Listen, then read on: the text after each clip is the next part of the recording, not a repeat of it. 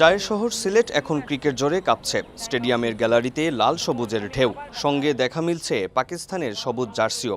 বাংলাদেশের মাটিতে পাকিস্তানের বিপক্ষে টেস্ট, আর সেই ম্যাচ ঘিরেই দুই দেশের সমর্থকদের উচ্ছ্বাস যেন এক অন্যরকম আবহ তৈরি করেছে।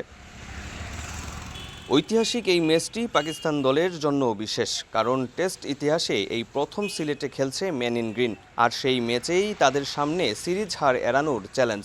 অন্যদিকে আত্মবিশ্বাসে উজ্জীবিত বাংলাদেশ, এই ম্যাচেও তার ধারাবাহিকতা রক্ষা করবে লাল সবুজ, প্রত্যাশা ভক্তদের।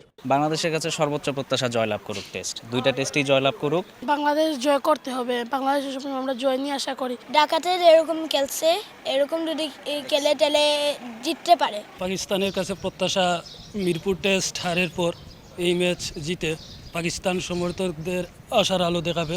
অনুভূতিটা আসলে বলে প্রকাশ করার মতো না, যে এরকম যদি টেস্ট ওয়ানডে হতো বা টি-20 হতো তাইলে আরও ভালো হতো। প্রত্যাশার ম্যাচে মাঠে ভিড় সমর্থকদের, তাই ক্রিকেট প্রেমীদের নিরাপত্তা দেওয়ার চ্যালেঞ্জ সংশ্লিষ্টদের। কোনো বিতর্ক ছাড়াই যাতে শেষ হয় সিলেট টেস্ট, এজন্য নেওয়া হয়েছে সর্বোচ্চ ব্যবস্থা। এর মাঝেই আলোচনা তৈরি করেছেন এক ক্ষুদে সমর্থক। ম্যাচ দেখতে এসে মুশফিকের কাছ থেকে উপহার পেয়েছেন লাঞ্চ বক্স। আমি উনিকে প্রচুর ডাকছি, তখন উনি আমাকে এইভাবে দেখাইছে, হাত দেখাইছে আমাকে, যখন পুলিশ সদস্যের মাধ্যমে এটা দিয়ে বলছে এটা মুশফিকুর রহমান ভাইয়ের পক্ষ থেকে। তবে আমি অনেকটাই এক্সাইটেড হয়ে গেছি এটা দেখা।